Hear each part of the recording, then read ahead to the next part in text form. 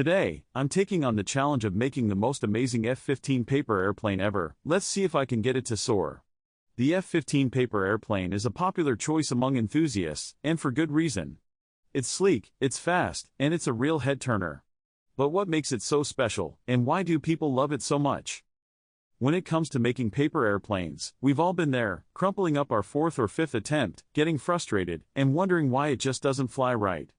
One of the biggest challenges is achieving stability. You want your plane to glide smoothly, not wobble all over the place.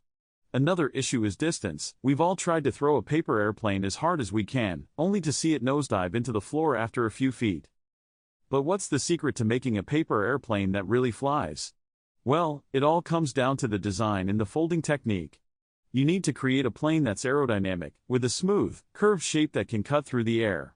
And you need to make sure it's folded just right, so that it's stable and balanced. When you're making a paper airplane, it's easy to get caught up in the excitement of seeing it take shape, and forgetting to pay attention to the little details. But those little details are what make all the difference between a plane that flops and one that soars. So, take your time, be patient, and make sure you're following the steps closely. Okay, let's get started with the F-15. The first step is to take your piece of paper and fold it in half lengthwise, creating a crease down the middle. Next, you'll want to open it back up and fold the top left and right corners down so that they meet at the middle crease. From there, you'll start to create the wings, folding the top and bottom edges of the paper in towards the center. As you continue to fold the wings, make sure to keep them even and symmetrical. This is key to making sure your plane flies straight. You'll also want to create a small lip at the front of the plane, which will help it cut through the air more smoothly.